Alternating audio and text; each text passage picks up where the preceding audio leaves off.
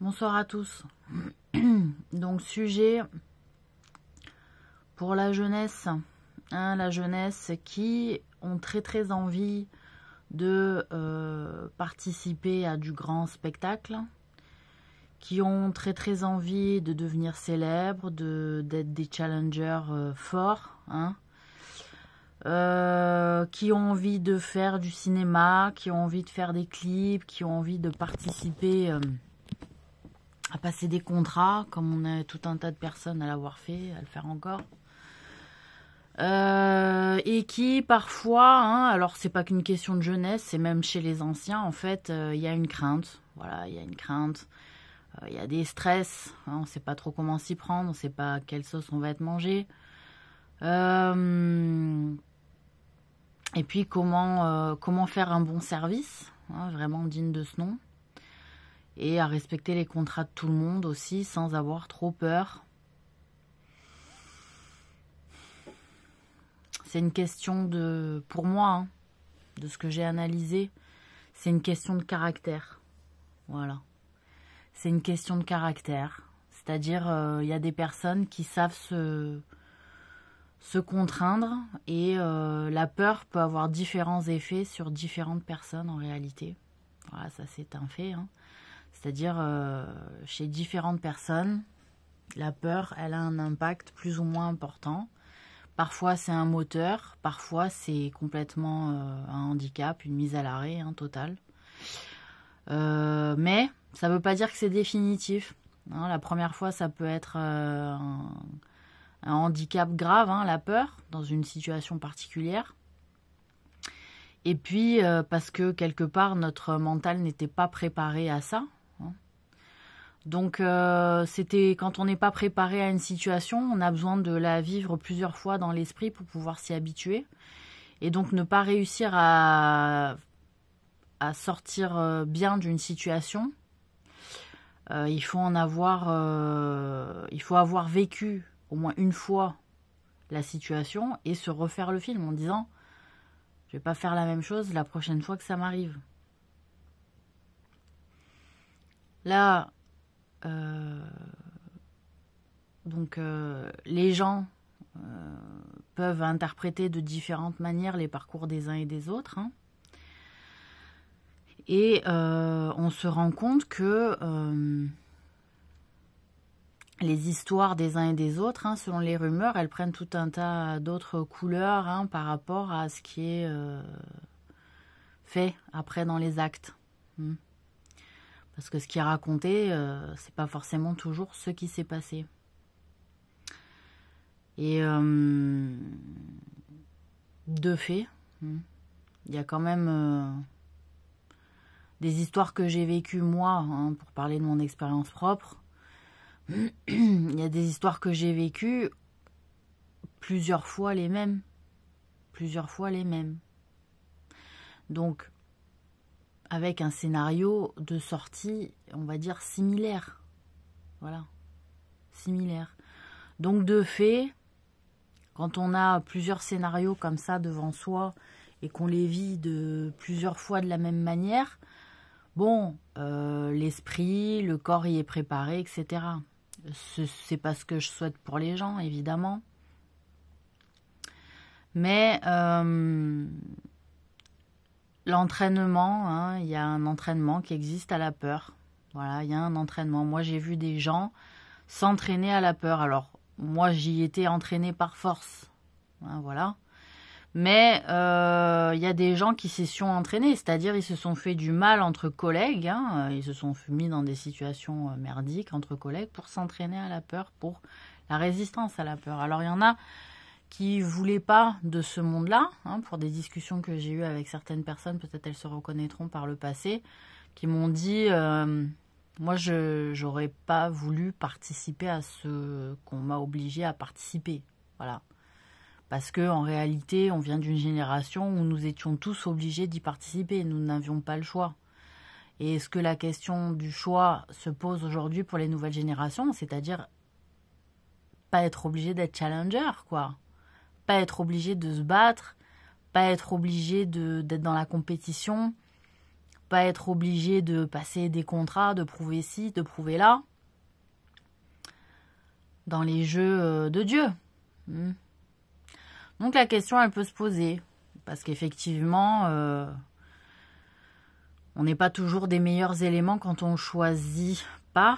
Hein, mais on peut être aussi pas des si bons éléments quand on choisit aussi. Voyez, ça dépend.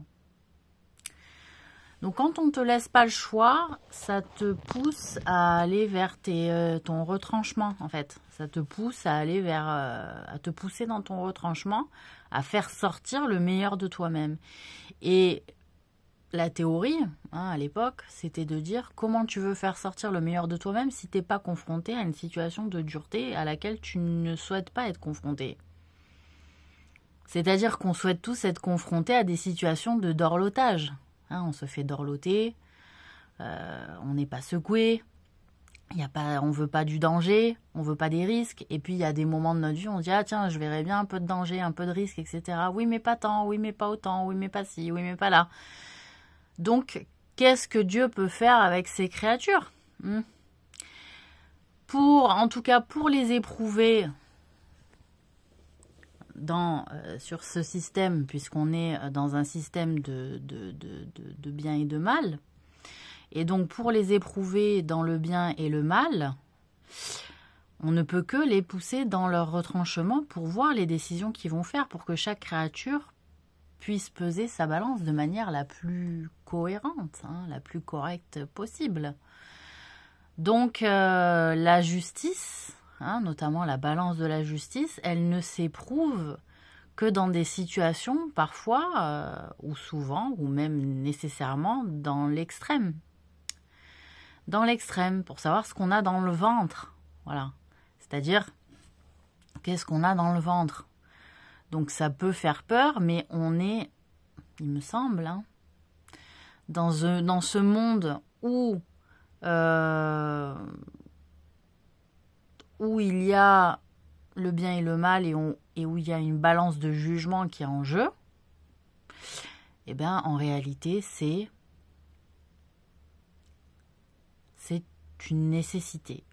Moi, de ce que j'analyse, c'est que c'est une nécessité. On ne peut pas juger des personnes en les laissant dans un confort, sans les pousser dans les retranchements de la question du bien et du mal pour qu'ils se positionnent, pour savoir si c'est des bons ou des mauvais.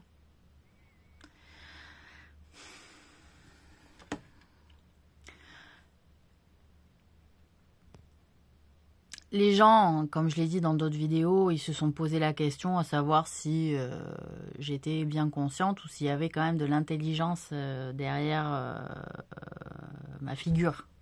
Hein, s'il y avait un cerveau qui fonctionnait normalement, etc., qui raisonnait.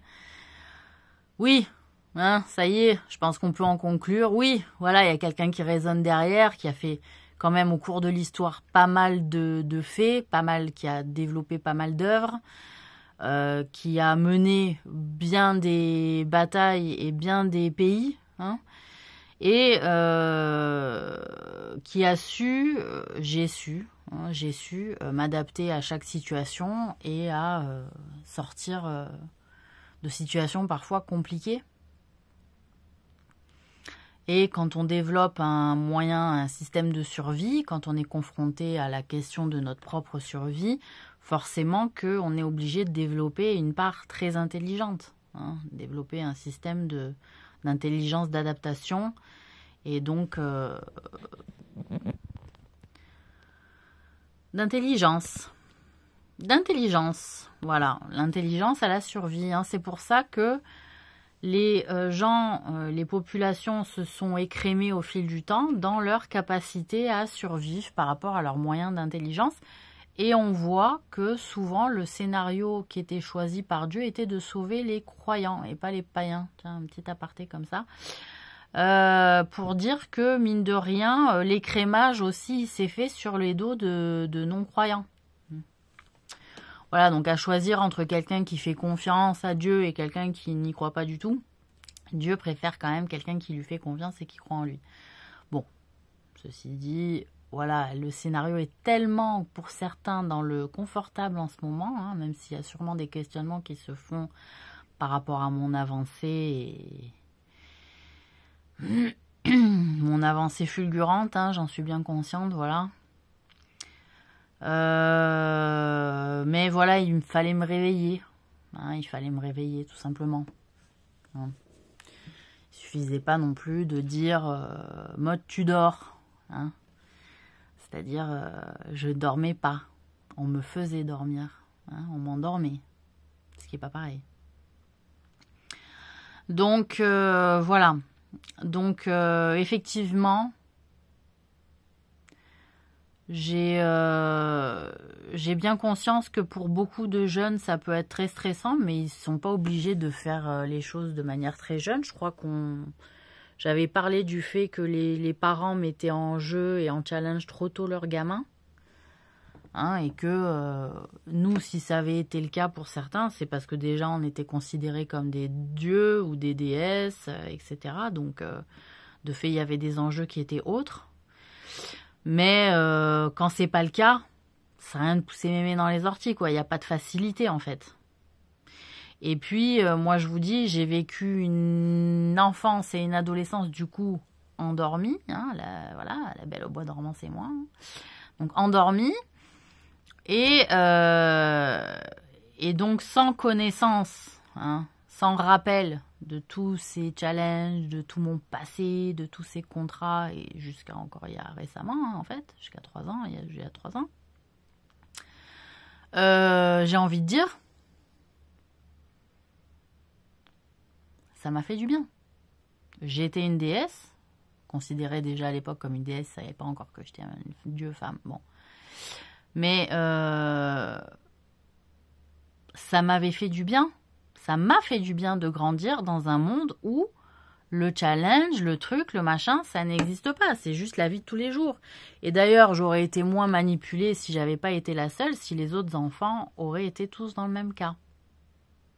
Donc le fait est que finalement, les gens ont décidé de tout dire et de tout faire comprendre assez tôt parce qu'ils ne veulent pas voir ce genre de situation où moi, dans laquelle moi je me suis retrouvée. C'est-à-dire manipuler à souhait, utiliser, moquer, railler, humilier, tout ce que vous voulez. Hein? Donc ça, je pense que c'est un truc que les jeunes, ou les gens, en général même, les adultes, doivent se dire. Ils disent, pas comme Marie, quoi. Pas comme Marie, tu vois. Marie, c'est... Voilà. C'est pas un chemin de croix, moi, que j'ai fait. C'est un pèlerinage, quoi. C'est un pèlerinage de croix sur plusieurs tours de la Terre. Tu vois, au fil des siècles. Faut le dire quand même. Voilà. Donc, voilà. Donc, effectivement, il y en a qui se sont dit elle sera ci, elle sera là, peut-être qu'elle est elle en termes de personnalité, mais peut-être qu'elle n'est pas elle, peut-être qu'il y avait des femmes qui s'étaient positionnées sur d'autres personnalités que j'ai été en pensant que j'allais pas passer, que j'allais pas avoir la capacité, que j'allais pas être compétente. Et donc, les gens se sont pas dit que j'avais été telle ou telle personne, possiblement. Surprise, j'ai été tout un panel de personnes qui sont lisibles sur mon compte X, voilà.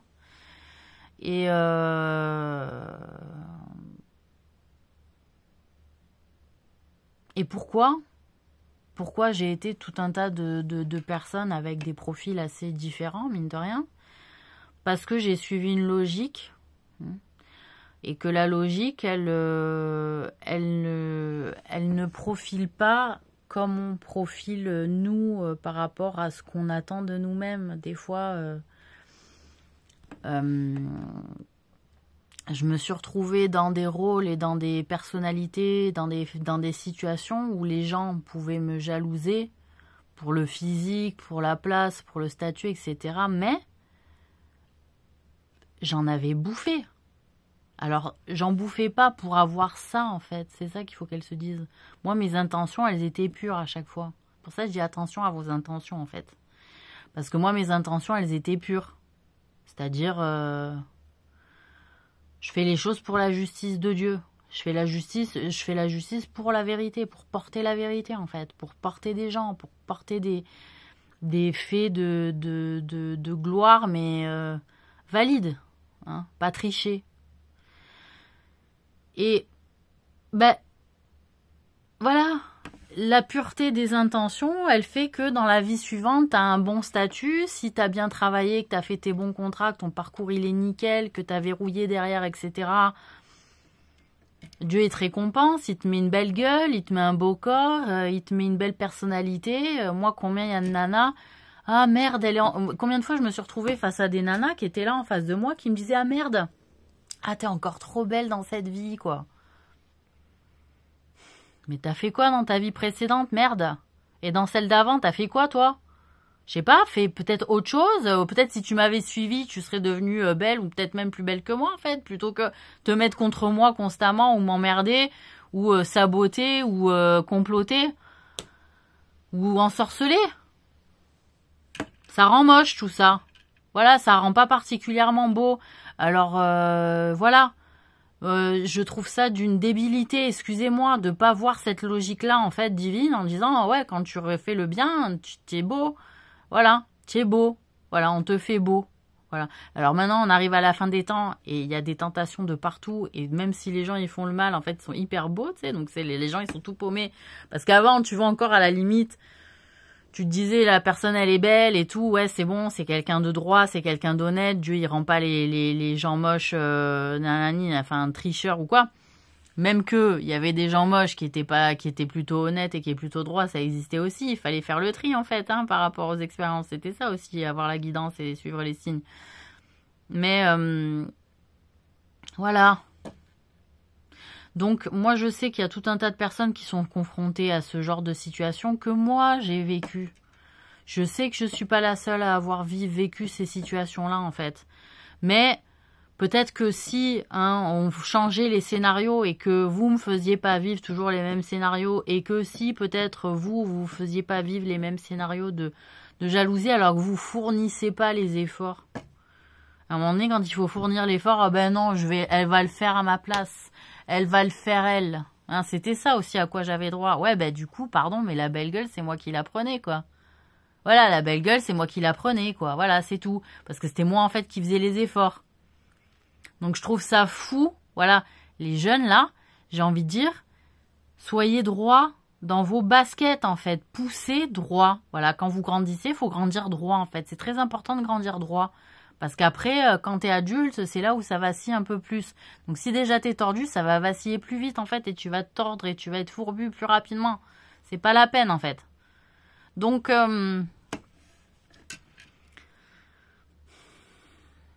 les gens se sont fait du mal aussi par croyance que c'était le mal qui récompensait par rapport à ce que moi j'en bavais et qui m'ont fait passer pour une suicidaire, qui m'ont fait passer pour une bipolaire, qui m'ont fait passer pour je sais pas quoi encore. Bon, enfin, je veux dire, à un moment donné, mais le monde qui est tel qu'il est créé, là, ouais, ça rend un peu fadoule, hein, ça rend un peu fada, hein, je veux dire, hein, faut le dire. Hein. Donc, c'est pas très intéressant tout ça, finalement. J'en tire pas... j'en tire beaucoup, avec beaucoup de sentiments répétés. Et de mauvais sentiments répétés. Voilà, encore des mauvais sentiments répétés, quoi. Un mauvais ressenti revécu, re-répété. Et encore, et encore, et encore. Et c'est là encore où il faut tenir, en fait. Parce que tu vis, je sais pas combien de fois, le même mauvais sentiment au fil du temps. Même quand j'étais dans le XXe siècle, dans des vies à peu près pas trop dégueulasses, il y avait toujours des placements où je me sentais mise de côté.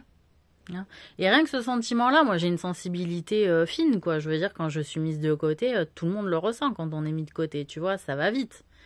Donc par habitude, tu vois, tu ressens le truc où t'es mis de côté, tu vois. Il y avait des choses, tu vois, tu te dis, mais... Ce qu'on me disait, c'est qu'on me disait, ouais, maintenant c'est à moi de le faire. Je disais, bah c'est bien. Elle me disait, tiens...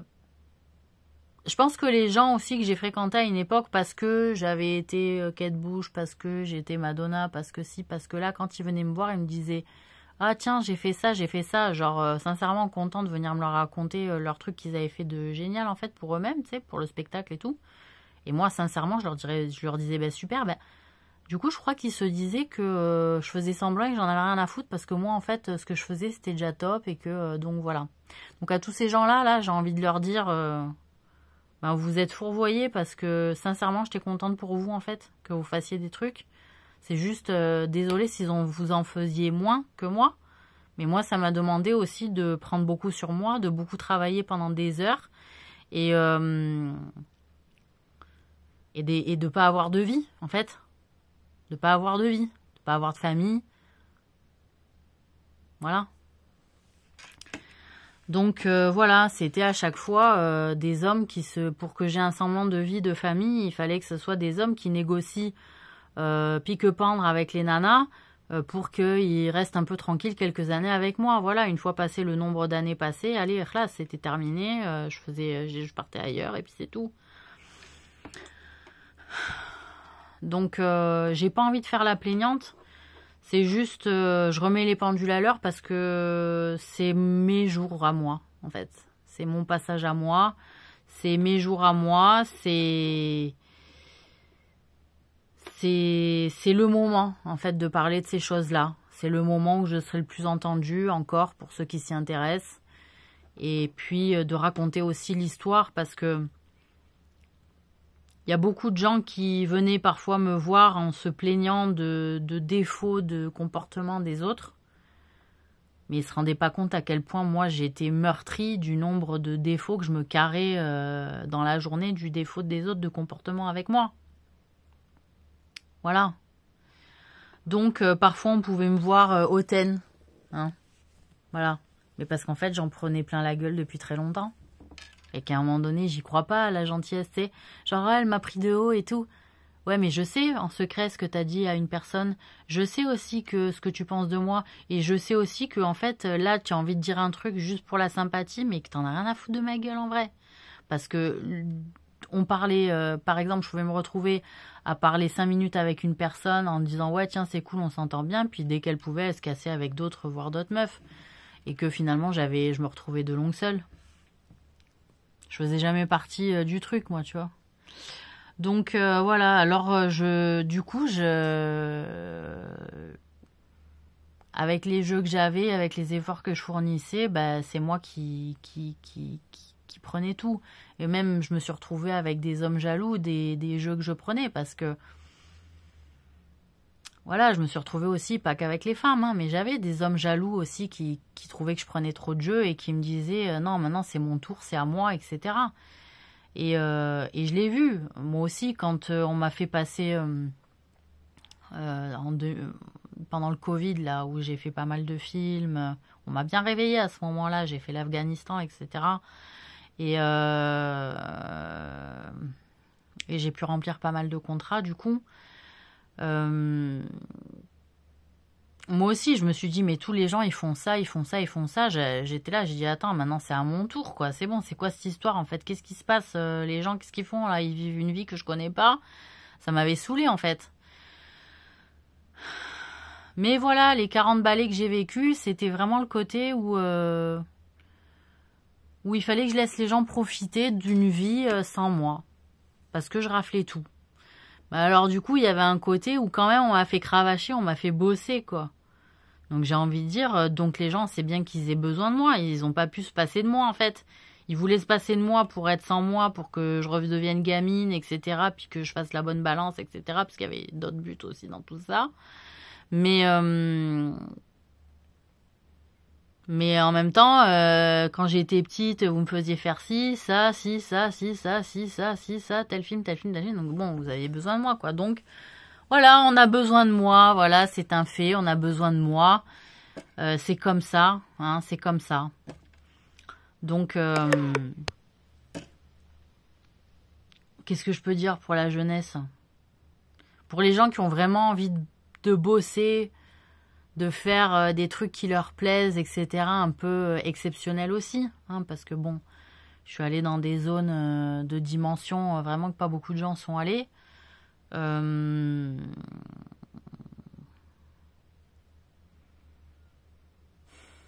faut lâcher les collègues. Il faut bosser et pas avoir de collègues, en fait. Voilà, c'est ce que j'ai à vous dire. C'est de pas avoir de collègues. Voilà. Les collègues, c'est vraiment, quand tu veux aller loin, faut vraiment pas beaucoup les voir, quoi. Voilà. Parce que les collègues, ça te prend ton temps, ça te prend ci, ça te prend là.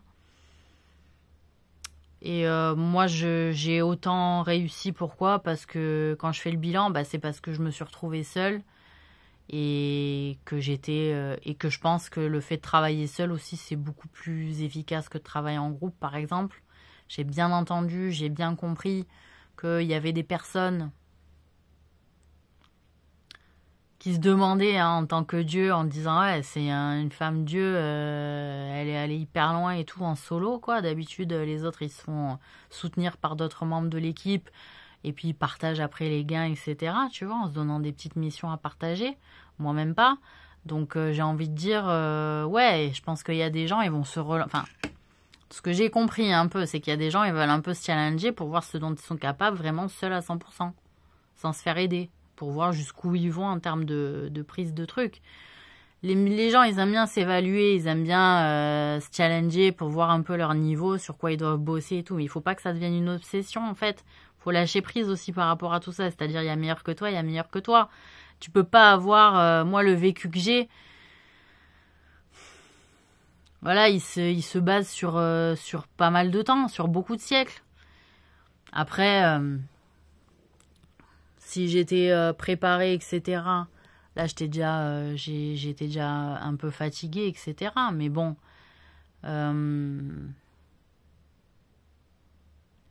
les gens, ils se demandent ce que j'ai pu vivre, etc., pour arriver à un truc comme ça. Mais moi, je sais je me souviens pas de tout. Mais je sais que j'ai dû beaucoup survivre seule, quoi, voilà. C'est ça, c'est que j'ai vécu à beaucoup survivre seule. Les gens, ils ont cru qu'à chaque fois, ils s'étaient occupés de moi. C'est faux. C'est faux. J'ai été souvent, voilà, bazardée, hein. Bazardée et j'ai dû survivre seule, voilà. Donc ouais, c'est moi, la petite blonde, là, de 2000, avec les yeux bleus, les lunettes, comme ça. Je sais que ça fait halluciner certains, mais enfin, c'est moi. Voilà, c'est moi, Maud. Voilà, donc j'ai changé, j'ai évolué, j'ai repris mes souvenirs, hamdoulillah. Et je suis plus la même blondinette qu'à l'époque. Parce que la blondinette qu'à l'époque, bah, c'était la belle au bois dormant, elle était tout endormie, voilà. Et le prince charmant qui m'a réveillée, ben...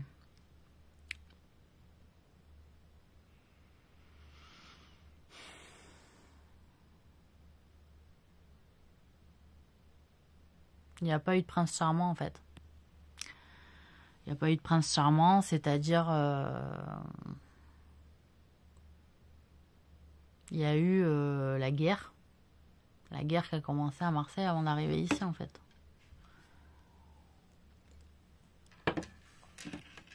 Donc, c'est une guerre, moi, qui m'a réveillée.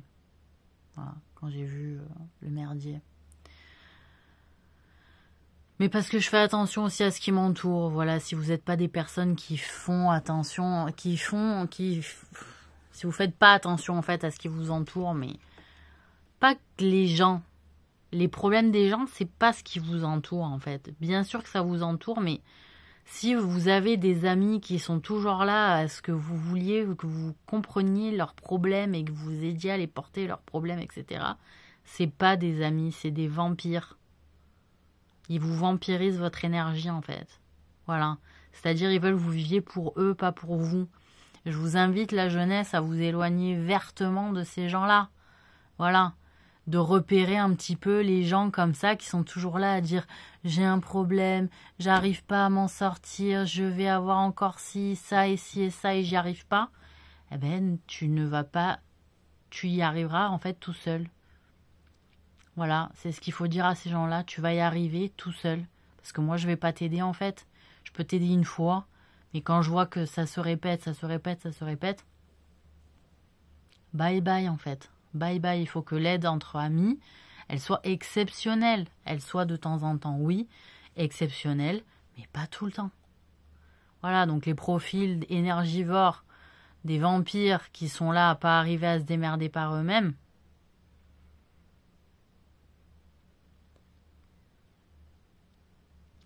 et si vous vous retrouvez encore dans une situation où les gens font blocus pour que vous puissiez vous en sortir et qu'on vous empêche de vous en sortir en réalité, c'est qu'il y a un complot contre vous et qu'il y a des gens qui bavent sur vous, dans votre dos. Vous voyez? Et qui fomentent et qui complotent et qui sabotent. Et tous les gens par devant, ils font semblant qu'eux et que derrière, c'est vissé. Donc il y a plein de choses comme ça. Enfin, moi j'ai été confrontée à ça, je vous dis à quoi j'ai été confrontée en fait. Voilà, donc c'est comme ça. Et puis d'autres amis, moi, dont je me méfierais, ce sont les personnes qui parlent tout le temps d'elles. Hein. C'est des personnes qui ont besoin de faire valoir. Voilà. Qui ont besoin de faire valoir. Voilà. Qui ont besoin de faire valoir qu'elles ont une vie et que leur vie, elle est importante et même plus importante que les autres. Non. Non, non, non, il n'y a aucune vie qui est plus importante que les autres. À part quand c'est des vies qui savent porter beaucoup plus que leur propre vie. Hein. Voilà. Ça, il faut le dire quand même. Les vies qui savent porter plus que leur propre vie, c'est cool aussi. Voilà, faut préserver ça. Bon, tout le monde le sait de toute façon. Bon, moi, je débarque, en quelque sorte. Voilà. Donc, Maud, elle était pas conne. Hein, elle était endormie. Voilà, comme si on lui avait fait une piqûre dans le doigt avec la quenouille, vous voyez, et qu'on l'aurait empoisonnée avec un ensorcellement comme ça.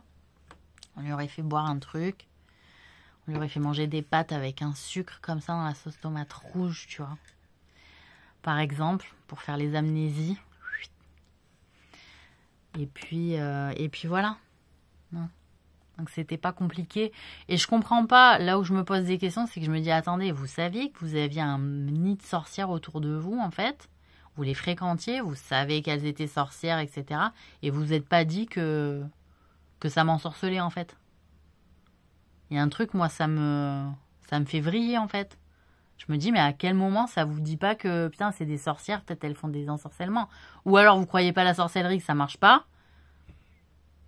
Moi, je peux vous dire que ça marche. Ça marche. Et que les médicaments là que je prends, je les prends bien gentiment parce que j'ai un contrat à prendre pendant une année. Mais je sais que plus d'une année, tu vois, prendre des piqûres comme ça qui te transforment le sang, je veux dire, à un moment donné, je sais faire la différence entre la maladie et le harcèlement mental. Et l'ensorcellement. Voilà. Donc là, il y a eu de graves abus. Et il y a des gens qui se sont suicidés à cause de ça. Qui sont devenus schizos à cause de ça. Et il y a des jeunes qui s'attaquent entre eux aussi. Hein, faut le dire. Donc, les gens qui sont là à pas expliquer tout le jeu mental qui se fait à leurs gosses, vous êtes des manipulateurs. Hein, vous êtes des manipulateurs. Moi, j'étais encore dans un cas de figure extrêmement particulier. Parce que j'ai un profil particulier. Mais elle n'a pas été réglo. Il y a des trucs, ça n'a pas été réglo du tout. Les gens, ils se demandent comment je m'en suis sortie. Ouais, parce que j'ai été une géante, en fait. J'ai été une géante. Voilà, je suis une géante, en fait. Aussi. J'ai été la fille de Cronos, quoi. Je suis une géante. Donc, je porte des jeux un peu géants aussi. Voilà. Donc, je sais pas ce qu'ils ont fait les autres. Je sais qu'il y a des gosses de machin, de bidule, de chouette. Voilà. Hein, bah apparemment j'ai fait gros jeu. Donc j'en suis consciente aussi. Hein, puisque je le vis. Je suis consciente de ce que je vis. Grâce à Dieu. Merci beaucoup. Je vois tout ce qui se passe. Mais au fil de l'eau. Hein, puisque moi on me dit pas. Pas de petits messages, j'ai pas de petits textos. Voilà, j'ai pas eu de rendez-vous nocturne, bien réveillé, où on me dit, où on me fait des rappels de ci, de là, tu dois dire ci, tu dois dire ça. C'est pour ça que dans les vidéos que je fais, il y a des mots-clés que les gens ils ont misés. Ça sort comme ça. Si ça sort pas, je suis morte. Alhamdoulilah, je suis guidée par Dieu quand même. Vous voyez ou pas? Donc peut-être aussi qu'il y a des gens de mon entourage qui espéraient que je m'en sorte pas. Allez savoir. Vous voyez? Faudra voir. Hein. Faudra voir. Mais bien sûr que je me pose plein de questions. Voilà. Parce que celui qui n'a pas l'info que j'ai été une géante, comment elle va passer son jeu? Comment elle va passer son jeu, celle-là? Voilà. Donc voilà, hein, tout ça que je me prends dans la figure aussi. Donc je reste droite dans mes bottes. Hein. Je reste droite dans mes bottes, mais je suis clamsée. Je suis crevée, je suis fatiguée. Je suis fatiguée, je suis amère. Il y a une victoire quand même qui est amère. Hein, voilà, souvent les victoires, elles sont amères. Elle est amère, celle-là, elle est amère. Voilà. Allez, bonne soirée.